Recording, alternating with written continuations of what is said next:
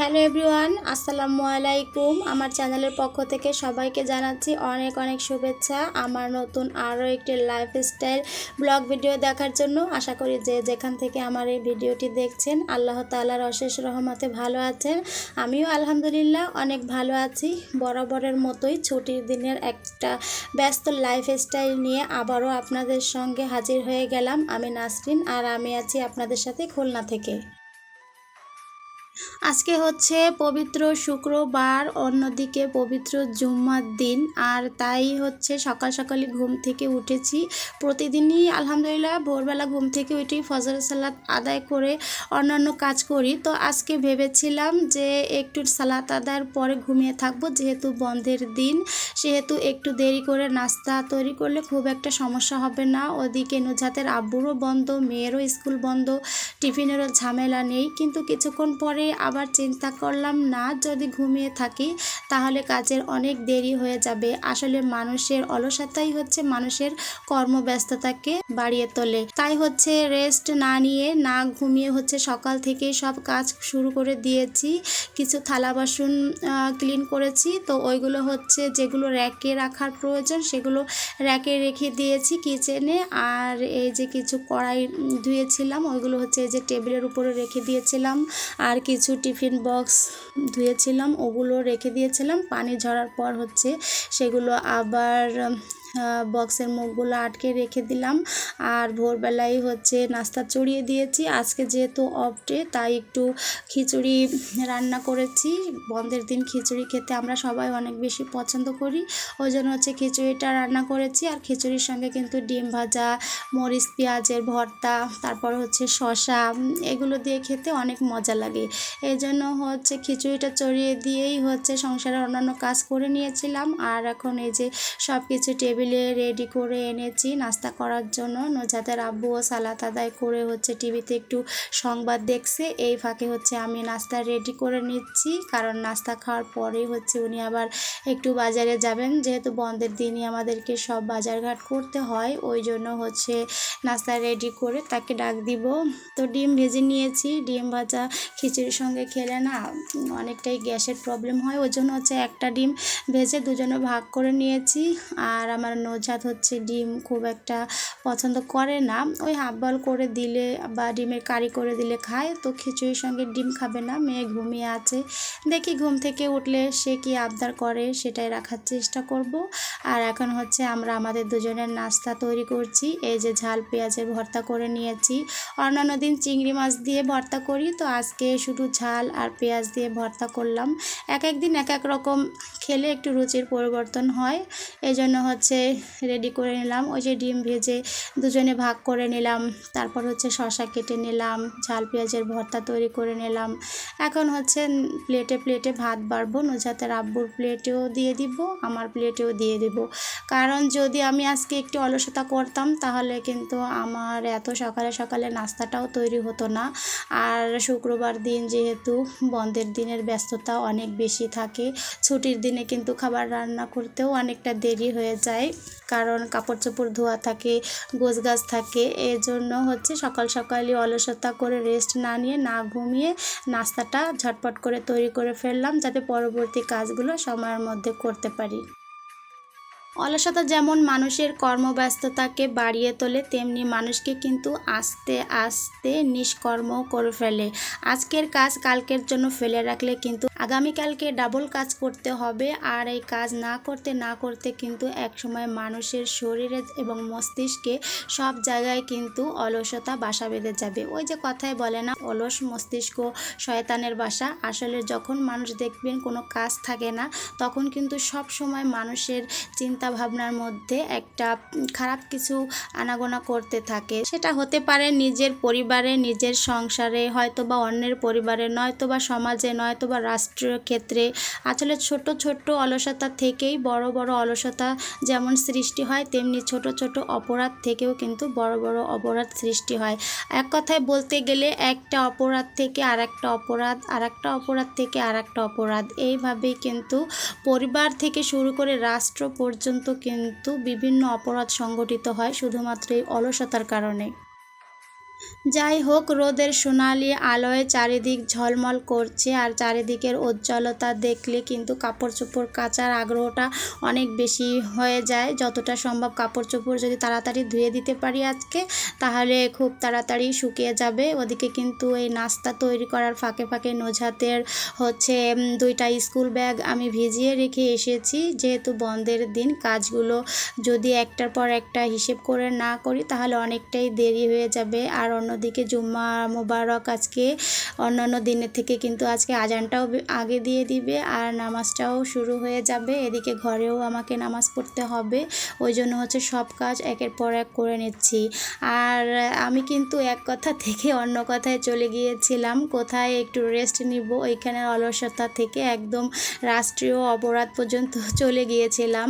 আসলে এভাবে চিন্তা করলে কিন্তু অনেক কিছু থেকেই বিরত থাকা সম্ভব, কোনো খারাপ কাজ থেকে, খারাপ পরিকল্পনা থেকে।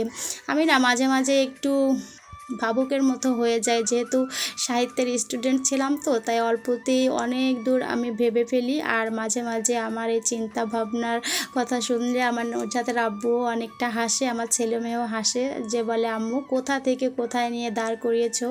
আসলে একটু গভীর চিন্তা করলে কিন্তু বিষয়টা তাই, অল্প থেকেই কিন্তু অনেক বড় বড় ঘটনা সংঘটিত হয়ে যায়। তাই ছোট থেকেই সব কিছু নিরাময় করার দরকার, সব কিছু অল্প থেকেই বিচার বিশ্লেষণ করে সব কিছু থেকেই বিরত থাকা উচিত। এদিকে নাস্তার কাজ কমপ্লিট হয়ে গেলে নুজহাতের আব্বু হচ্ছে বাজারে চলে গিয়েছে, আর আমি হচ্ছে সময় নষ্ট না করে এই ফাঁকে হচ্ছে সব কেটে বেছে নিচ্ছি।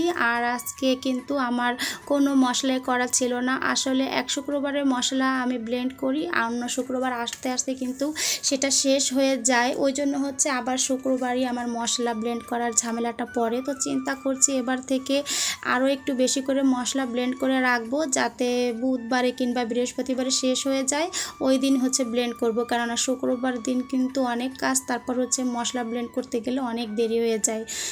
এই যে হচ্ছে এখন অনেকগুলো পেঁয়াজ কেটে আমি কুচি কুচি করে নিলাম, 1 বক্স পেঁয়াজ। যদি রান্না বাড়া করার পর কিছু থাকে তাহলে ওইটা ফ্রিজে রেখে দিব নর্মাল চেম্বারে, আর যদি সন্ধ্যার সময় কোনো নাস্তা তৈরি করতে হয় তখন হচ্ছে আবার এই ঝাল পেঁয়াজগুলো আমি ব্যবহার করে ফেলবো। আর হচ্ছে এবার রসুনগুলো ব্লেন্ড করব। রসুন ব্লেন্ড করার আগে কিন্তু অনেকক্ষণ একটু পানিতে ভিজিয়ে রাখলে রসুনের খোসাটা ছাড়াতে কিন্তু অনেকটাই সহজ হয়। আর আমি হচ্ছে সবসময় দেশি রসুন ব্যবহার করি, ওই যে চায়না যে রসুনটা কোয়া বড় বড় থাকে, ওগুলো কিন্তু ছিলতে অনেকটাই সহজ হয়, কিন্তু এই যে দেশি রসুনগুলো আছে না, এইগুলো ছিলতে কিন্তু অনেকটা কষ্ট হয়। ছোট ছোট কোয়াগুলো থেকে খোসা ছাড়াতে গেলে অনেকটাই সময় লাগে।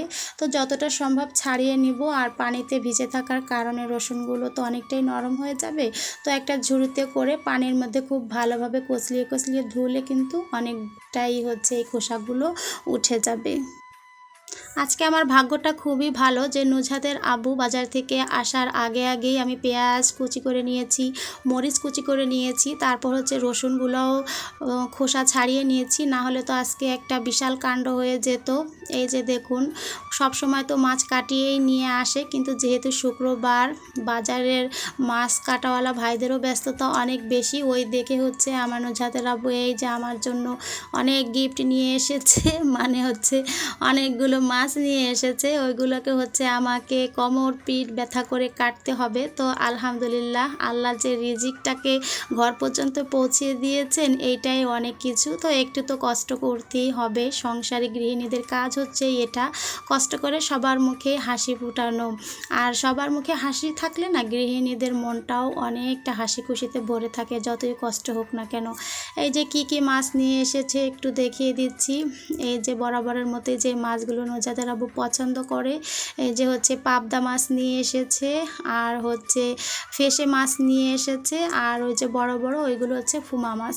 তো পাবদা মাছগুলো যেহেতু আইস ছাড়া, এগুলো কিন্তু আমি ডিপ ফ্রিজে ফ্রোজেন করে রেখে পরবর্তীতেও কাটতে পারবো, কিন্তু ওই যে আইসওয়ালা যে মাছগুলো ওইগুলো রাখা যাবে না, ওইগুলো কেটে ফেলতে হবে।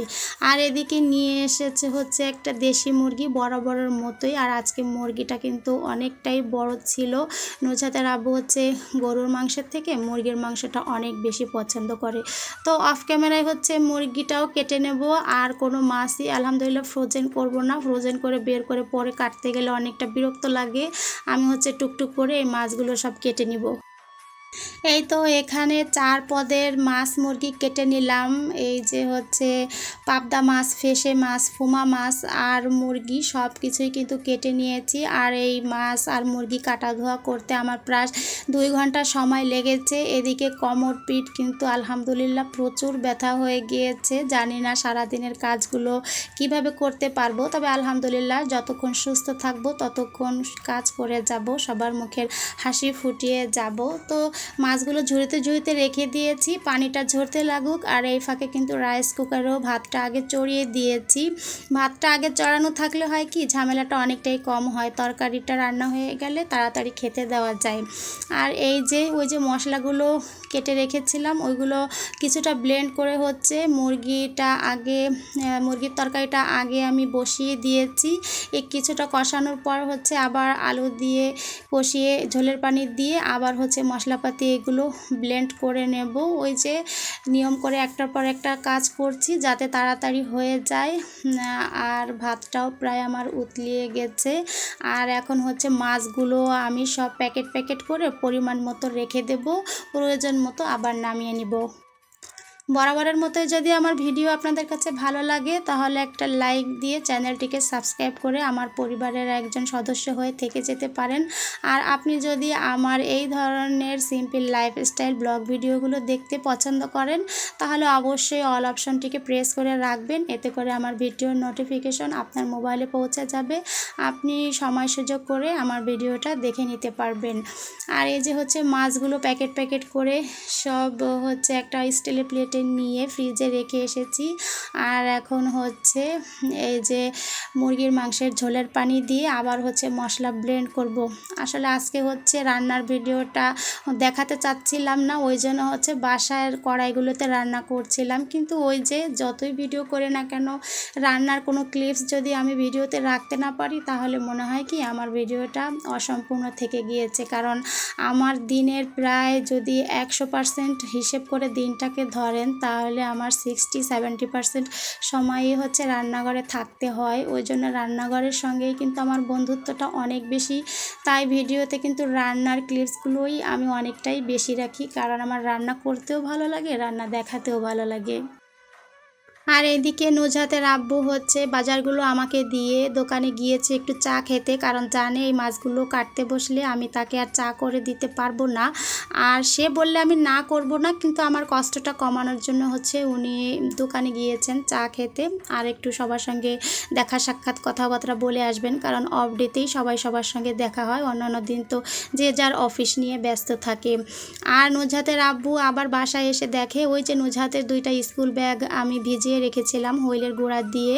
তো আমার কষ্ট দেখে হচ্ছে উনি জানে যে মাছ করতে কষ্ট হয়েছে, আবার রান্না করতেও কষ্ট হবে অনেকটাই, এই জন্য হচ্ছে উনি নিজেই ব্যাগ দুটো ক্লিন করে দিয়েছেন। তো এটাই হচ্ছে স্বামী স্ত্রীর সম্পর্ক, একে অপরের দুঃখ বুঝবে, কষ্ট বুঝবে, এটাই হচ্ছে ভালোবাসা। শুধু গোলাপ ফুল দিলেই ভালোবাসা হয় না, একে অপরের দুঃখে দুঃখিত হওয়া, কারো ব্যথায় ব্যথিত হওয়া, এগুলোই হচ্ছে আমাদের মধ্যবিত্তদের ভালোবাসার নিদর্শন। এখানে একগুচ্ছ গোলাপের থেকে একটা কাজে সাহায্য করাটাই কিন্তু ভালোবাসার অধিক প্রকাশ পায়।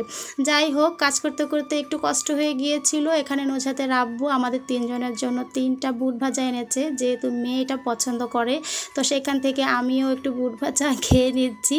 আর নুজহাত বলছে আম্মু তুমি বুট ভাজা খাচ্ছ, ঠিক আছে তাহলে আমিও একটা খাই। তো মা মেয়ে বুট ভাজা খাচ্ছি। আর এইদিকে এই যে মুরগির তরকারি রান্না করেছি আজকে, আর হচ্ছে এই যে ফেসে মাছের তরকারিটা রান্না করে নিয়েছি। আজকের মতো এখানেই বিদায় নিচ্ছি। আসসালামু আলাইকুম।